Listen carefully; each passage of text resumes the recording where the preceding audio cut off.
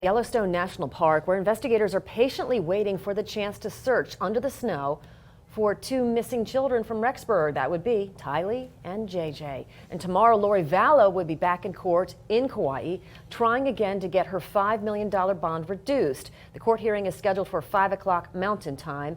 She was arrested last week on charges out of Madison County and is fighting extradition back to Idaho. And of course, as she sits in jail in Kauai, there are other developments in the cases of her two missing children, Tylee and JJ.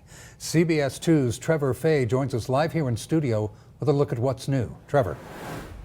That's right, Brent. Natalie, it's been almost 6 months since anyone has seen or heard from Tylee or JJ. Detectives are waiting for the snow to melt in Yellowstone National Park as they continue the search for Vallow's 17-year-old daughter, Tylee Ryan. According to court documents, Rexburg police say phone records show Tylee visited Yellowstone with her mother, JJ, and uncle on September 8th. Police also found a photo from Lori's iCloud account of Tylee in the park, but since then, there hasn't been any signs of Tylee anywhere. There's a new twist to this tangled web. We're learning that someone close to Lori Vallow may know where Tylee and JJ are. Melanie Pelosi, Lori's niece, allegedly knows the whereabouts of the kids. That's according to documents that stem from a child custody battle between Brandon and Melanie.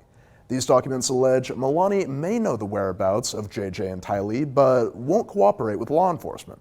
Detectives are keeping an eye on Melanie because she's apparently in the same doomsday cult as Lori and her husband, Chad Daybell.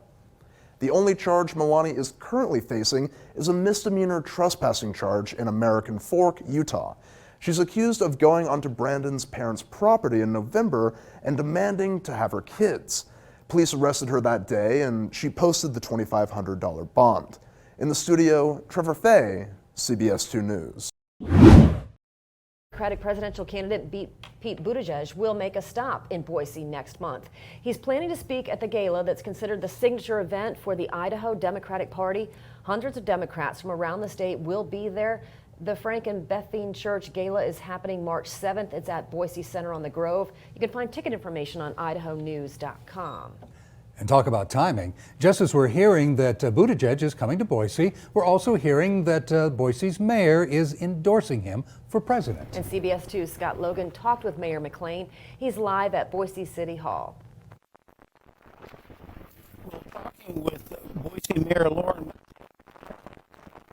to find out why she's endorsing Pete Buttigieg. Turns out, there are a lot of great candidates running for the Democratic nomination.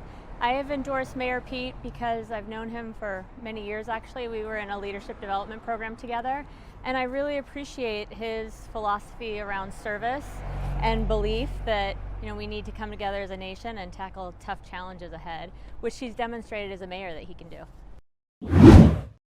Dementia is a frightening diagnosis. Patients and their families have so many questions. That's where the Alzheimer's Association can help, as CBS 2's Ryan Morrison explains. He was saying things that made no sense to me. He was claiming to have had professions that he had never had. When Pat's husband was diagnosed with Alzheimer's, a friend told her about a group that could help.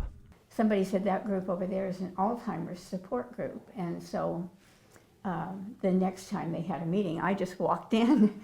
So I just sat down and told what was happening, and all of these heads are nodding. Everybody knew exactly what I was saying. Something outsiders rarely understood. I would try to talk to people about it, and people would think it was funny, or they'd say, well, I don't see Alzheimer's in him. Well, talk to him for 15 minutes instead of 5, and you will. The Alzheimer's Association provides support and connections for patients and their families, no matter where they are in the process. So we start with what I call an action plan, and we see what they already have in place and where the gaps are and what services that they're needing. Through it all, there's one goal. The purpose of support groups is to supply information. People want to know why particular behaviors are going on, why I have these difficult situations with my spouse, my parent. And the groups help family members maintain balance using support and love and even humor. And the nice thing about the humor in the group is when they're laughing, they're not laughing at what your spouse did. They're laughing because they recognize what you're saying and they can relate to it, and it makes it easier, it makes it lighter. And it takes away some of the fear of a disease for which there is no cure. Ryan Morrison, CBS 2 News.